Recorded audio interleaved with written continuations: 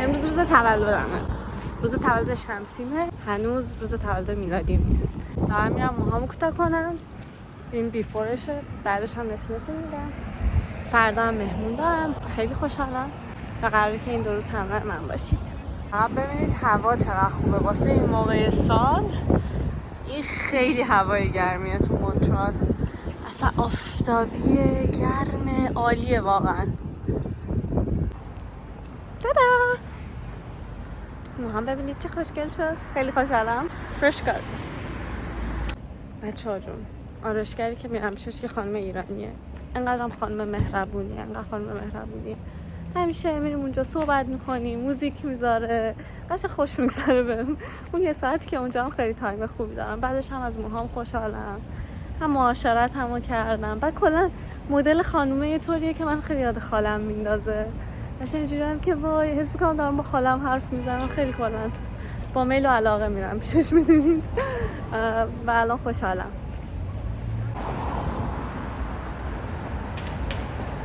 آفکورس که همیشه یه گوشه مونترالی ماشین این یه گوشه نیست، این روبروی هتل ریتز کارلتونه و کلا همیشه آدمای خفن میان اینجا. مثلا فرمول 1 هم که میشه همیشه ملت میان اینجا. اینجا قشنگ صف میشه واسه دیدن راننده ها اینا. بهتون میگم که یه مدت طولانیه باشگاه نرفتم. واقعا حس میکنم که ضعیف شدم، یعنی قشنگ حس میکنم که قدرت بدنیم پایین اومده، خیلی زود خسته میشم. یه مقدار درگیر سه چیز میزا بودم این مدت و هی عقب انداختم، هی کاهلی کردم و اینا. شما این کارو نکنید. خلاصه که بس سریع خودم رو جمع کنم برم باشگاه. اینجا خیابون اصلی مونتراله. مثلا اگه بخوام بگم یه چیزی به بلندی خیابون ولیعصرشونه که از سر تا ته شهر هست و اینا. دیشب رفتم یه سری خرید کردم. دیشب در واقع شام رفته بودم بیرون با دوستان. بعد جایی که رفته بودم نزدیک سوپرمارکت بود، رفتم خریدای مهمونی رو کردم. الان یعنی مثلا اکثر خریدای مهمونی انجام شده. همخونه هم قراره سر خریدا رو بکنه دیگه، کاملیم و آماده ایم. همخونم قراره برام کیک درست کنه، کیک بلوبری، چیز کیک بلوبری در واقع. این چیز کیک درست میکنه، بعد روشو یه مربای بلوبری خودش درست میکنه میریزه و خیلی خوشمزه میشه. بهتون نشون میدم، خیلی خوشمزه میشه. واقعا خوشحالم. انگار نه انگار اکتبره، هنوز همه جا سبزه. چطور ممکنه؟ یه ذره یه سریا دارن قرمز و زرد میشن ولی هنوز خیلی سبزه.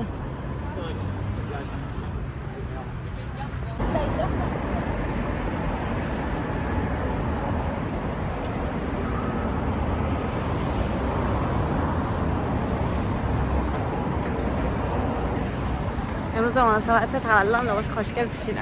البته تولد شمسیمه امروز، تولد میلادیم فرداست.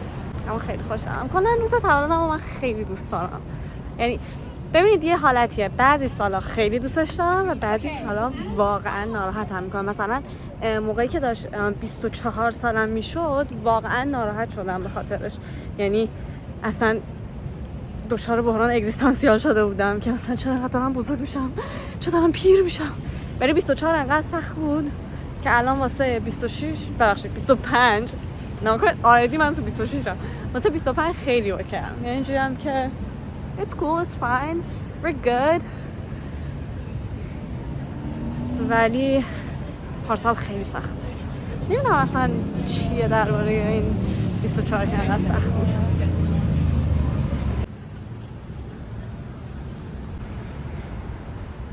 خونم برام کیک پخته، کیک چیز کیکه و روشو ماربل کرده با بلوبری و زیرش هم چیز کیک و ایناشه.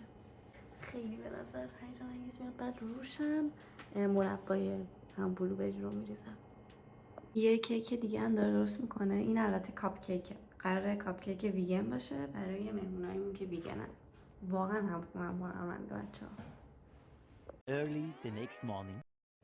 میدونید چیه؟ من دیروز رفتم آرایشگاه که موهام مثلا براشینگش بمونه و خوب بشه و اینا. الان ببینید رطوبت هوا چه بلایی سر موهام آورده. خیلی ناراحتم. یعنی دوباره باید برم همون موهامو بشورم و براشینگ کنم خودم. احساس بد. اصلا فر شد موهام. تموم شد.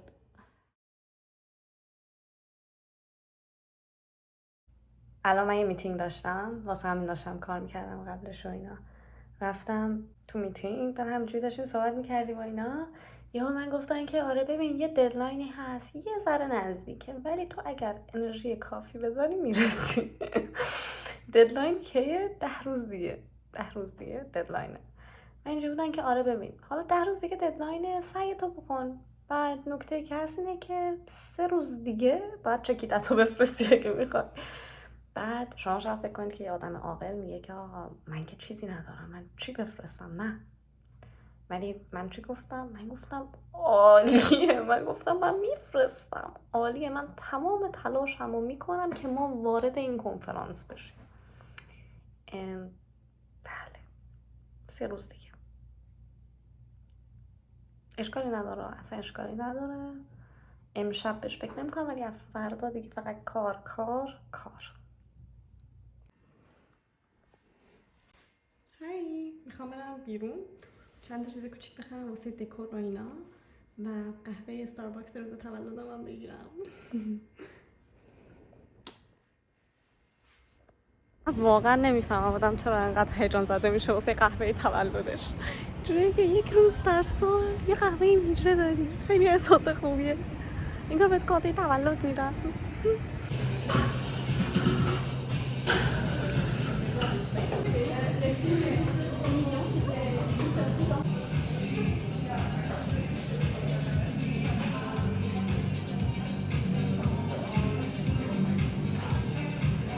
اینا چقدر نازن.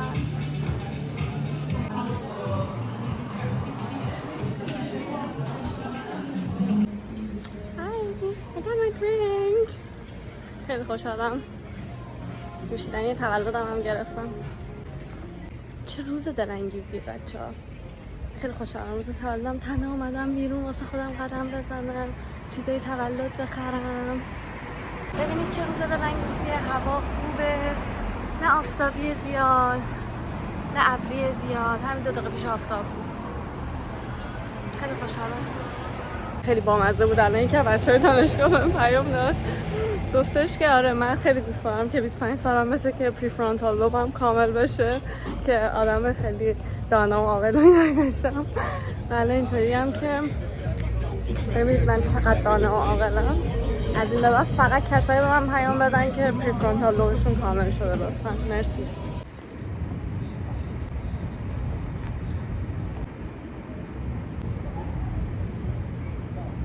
چیا خریدم؟ لباسم قرار نقره‌ای باشه، واسه همین بادکنک نقره‌ای خریدم و از اینا. یی های. یه چیز دیگه هم خریدم. رنگ دیزاین کردن کیک. الان از اینا داریم و جم. این مربا میاد روش و اون بینگولای براق هم میان روی مربا.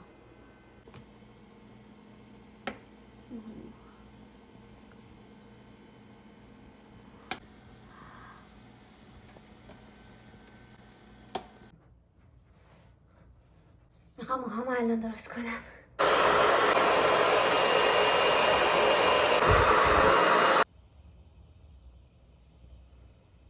اوکی، وقت باز کردن پرونده اعمالم. بچه‌ها فکر کنم خراب کردم. خوشحالم، خوشگل شد نه؟ میکاپ هم دارم انجام میدم، کم مونده. یکم مهمونامون آردی رسیده و داره کمک میکنه که وسایلامون رو دکوریشن رو بزنیم. یه گردنبند بزرگ میخوام بندازم باهاش و فکر کنم زیبا بشه. این صورتی هست. خوشگل شد. فکر کنم این چیز صورتی تر خوبه. ناز شد. خوشحالم. ببینید چه می‌ریخیدم. اینم کاپ کیک هایی که همونم درست کرده. زیاد حتیم.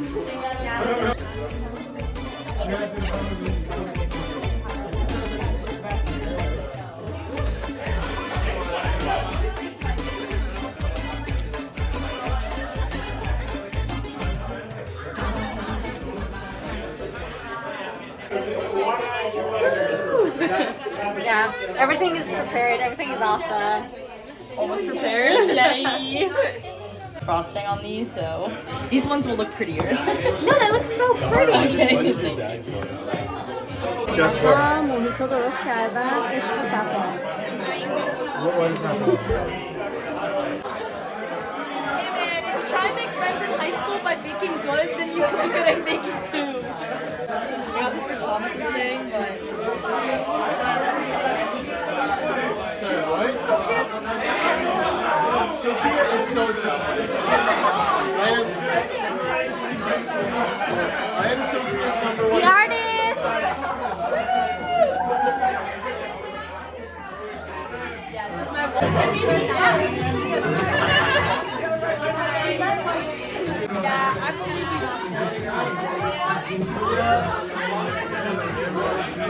یه عالمه کیف دارم.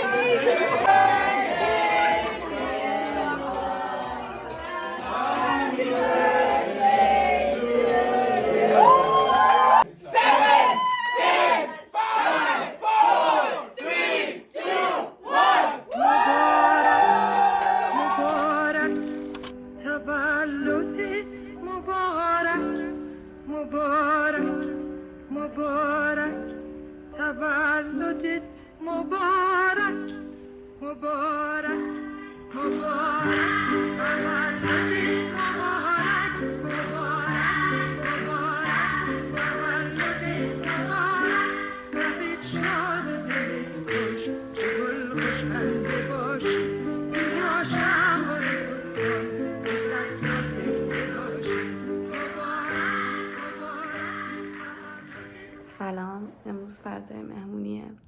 دیشب مهمونامون تا ساعت 2:30 بودن و خیلی بامزه بود. فرض کنید که مثلا ساعت 11 ساعت 1 تقریبا همه مهمونا رفتن. یهو زنگ ما خورد. تا گفتیم مثلا احتمالاً بچه ها وسایلشون رو جا گذاشتن.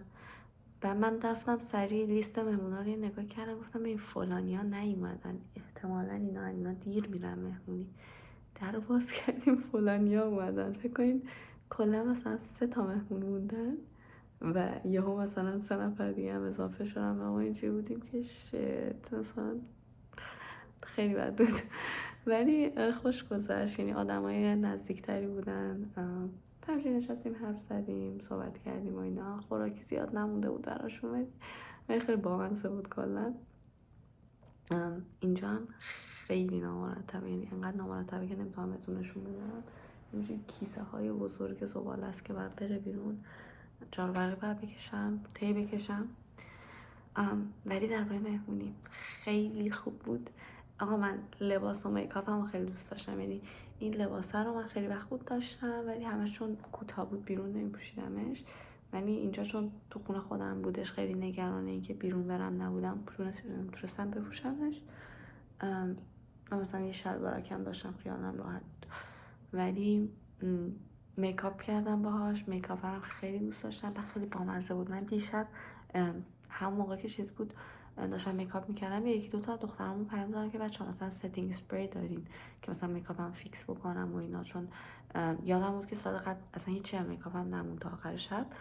بعد یکیشون برام لیترالی واسه کادو تولدم یه دونه خرید. اینجوری بودم که متشکرم، چقدر تو خوبی. آره برام یکی خرید. بعد خلاصه که من الان ستینگ اسپری دارم. دیگه چی دیگه تعریف کنم براتون؟ بچه آهنگ ایرانی هم گذاشتن، اونم خوش گذشت. بعد میزم ازم خیلی خوشگل شد، خیلی خوب شد. عکسش رو اگه بتونم میذارم. کلا خوب بود به نظرم، یعنی خیلی خوش گذشت. خیلی دوستای متنوع داشتم. مثلا من یه سری دوست دارم اینا رو شاید واقعا سالی 1 بار 2 بار تو مهمونی‌ها ببینم، ولی اینطوری هم که حتما دوست دارم تو مهمونی‌ها دعوتشون کنم که ببینمشون، دوستان باشون وقت بگذرونم. یا مثلا یکی از دوستان هم خونه جدیدش آورده بود، دختر خیلی دختر سویتی بود، خیلی خوشم اومد. یا مثلا یکی دیگه از دوستای جدیدمون اومده بود که مثلا تازه باهاش آشنا شدم و اینا. کلا از این نظر من دوست دارم مهمونی‌ها رو، به خاطر اینکه میتونی صمیمیت ایجاد کنی با توجه به اینکه میتونی صمیمیت ایجاد بکنی با استفاده از نتورک. مثلا فرض کنید من میخوام با یکی ارتباطم بهتر بشه، میشناسمش یه کوچولو در حدی که میدونم امنه که بیارمش خونم و اینا، دعوتش میکنم تو مهمونی و اون آدم شروع میکنه با دوستای من دوست شدن و این باعث میشه که من سری بعد که دعوتش میکنم خیلی راحت تر باشه برام، اوورهد کمتری داشته باشه. چون به هر حال موقعی که یه نفر جدیده باید همش چکش کنید، صحبت کنید، ببینید مثلا با بقیه داره وایب میکنه یا نه. اما موقعی که با دوستاتون دوست میشه، خب ممکنه حتی تو مهمونی بعدی دوستاتون دعوتشون کنن. میدونی یعنی یه ارتباط نسبتا پایداری شکل میگیره. یعنی من میخوام با یه نفر ارتباطم پایدار کنم، اینکه من یه یال بدم به اون خیلی کافی نیست معمولا، ولی اینکه من و دوستانم یال بدیم به اونا خیلی کمک کننده تر، ارتباط پایدارتری. و من اینجا یاد گرفتم، خیلی هم کمک کننده بود، خیلی به نظرم خوب بود. الان تو مهمونی ها حواسم هست که مثلا بچهای جدید رو میرم به همه معرفی میکنم، صحبت کنن، آشناشن، یه ذره مثلا چیزای بامزه‌تر براشون میگم و اینا، که ارتباطای خوبی شکل میگیره. یا مثلا یه کار دیگه که ما یه وقتایی میکنیم اینه که گرلز نایت با همخونم برگزار میکنیم، اینطوری که مثلا چند تا دخترای دورمون که اصلا از گروه‌های متفاوتی هستن و دعوت میکنیم که مثلا نقاشی کنیم دور هم. خیلی هم چیز ارزونی در میاد. یعنی اصلا اینطوری نیست که بگید یه ایونتیه که آدم اگه داره میزبانی میکنه خیلی باید هزینه کنه، خیلی انرژی بذاره. نه، یه بعد از ظهر یک شنبه‌ای که مثلا فرداش هم باید بریم سر کار، هستن بچه‌ها جمع میکنیم، میوه میاره یکی، نمیدونم اسنک میارن، اینجور چیزا، مثلا شروع میکنیم به نقاشی کردن و حرف زدن و اینا و خیلی خوبه. خصوصا واسه ماهایی که تو رشته کامپیوتریم و خیلی دخترای کمتری دورمونه، خیلی خوبه به نظرم که توی یه محیط دخترونه هر از چندی وقت بگذرونیم. خیلی حرف زدم. تولد خیلی خوب بود، خیلی خوش گذشت بهم.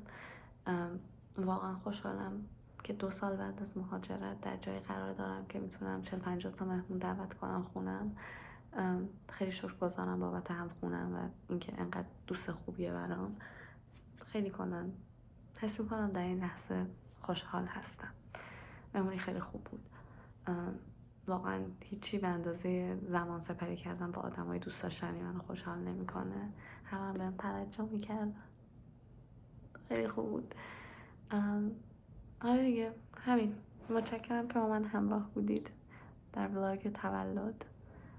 امیدوارم که ولاگ بعدی سال بعد نباشه. دوستتون دارم.